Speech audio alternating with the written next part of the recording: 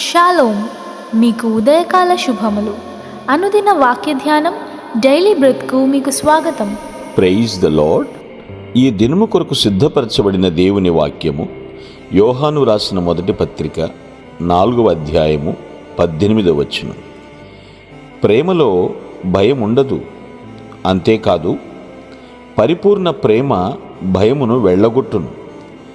భయము దండనతో కూడినది, భయపడువాడు ప్రేమయందు పరిపూర్ణము చేయబడినవాడు కాడు.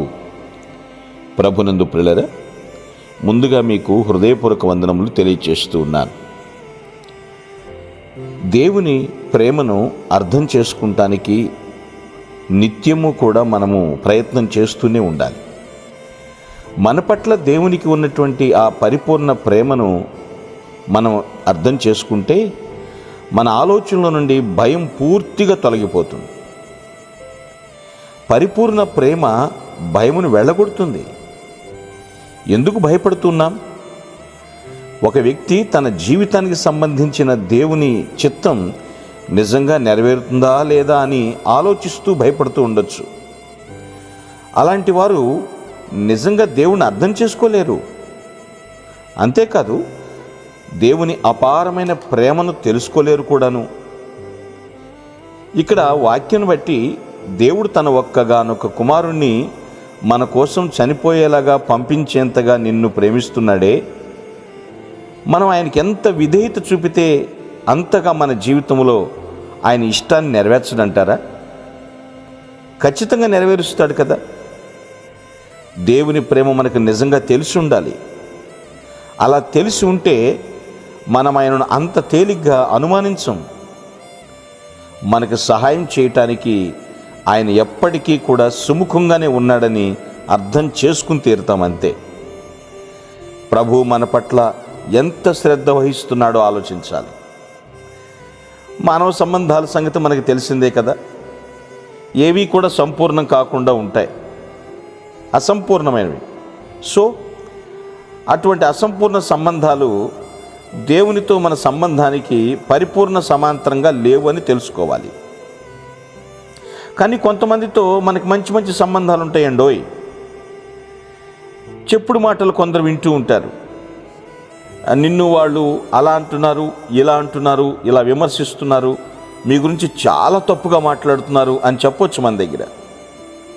అయితే వారు వచ్చి ఎంత చెప్పినా మనం నమ్మకూడదు. ఎందుకో తెలుసా? ఎవరు విమర్శిస్తున్నారో వారేంటో మనకు తెలుసు కదా. వారు అలా విమర్శిస్తున్నారని మనం కలత చెందామనుకోండి, మన మధ్య అపార్థాలు చోటు చేసుకుంటాయి కదా. చెప్పినప్పుడు ముందుకొచ్చి వారి గురించి మాట్లాడుతున్నప్పుడు మనం ఒకటే అనాలి, వారి గురించి నాకు తెలుసు, వారు మాతో మాట్లాడడానికి కావాల్సినంత చనువు ఉంది, స్నేహం ఉంది. సో అలాంటి సంబంధాన్ని మేము ఏర్పరచుకున్నాం. వారు అలా చేస్తారని నాకు తెలుసులే, లేకపోతే చేయరని నాకు తెలుసులే, కాబట్టి అటువంటి వారి గురించి మీరు నాకు అబద్ధం చెప్పలేరు అని మనం చెప్పగలిగి ఉండాలి. దేవుడు ఇప్పటికీ మనల్ని ప్రేమిస్తున్నాడు. ఎవరితో మనం అన్యోన్య సహవాసం చేస్తామో వారు ఎప్పుడు ఎలా ఉంటారో, ఎలాంటి పరిస్థితుల్లో ఏం చేస్తారో కూడా మనకు అర్థమవుతుంది. పరిపూర్ణ ప్రేమలో భయం ఉండదు. దేవునితో మనం ఎలా గడుపుతూ ఉన్నాం, దేవునితో మన సంబంధం ఎలా ఉంది, ఎలాంటి పరిస్థితుల్లోనైనా మన క్షేమం కోసం ఆయన ఆలోచించేవాడే కదా. ఈ మాట నమ్ముతున్నామా? మనకు ఆయన మంచితనం అంతటినీ చూపిస్తున్నాడు.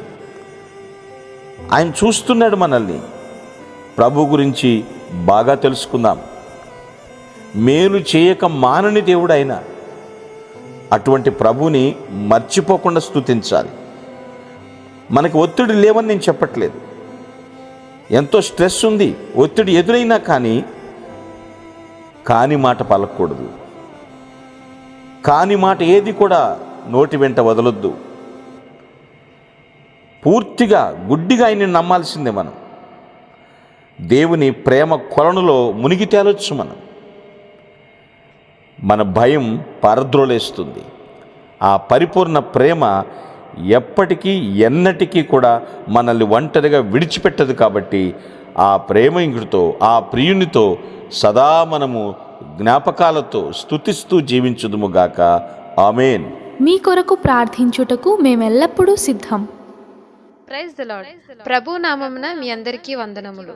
ఈ మా సందేశముల ద్వారా మీరు ఆశీర్వదింపబడినట్లయితే మీ తోటి వారికి షేర్ చేసి దేవుని రాజ్య సువార్తలో మీరు కూడా పాలుభాగస్తులు కావాలని ఆశిస్తున్నాం.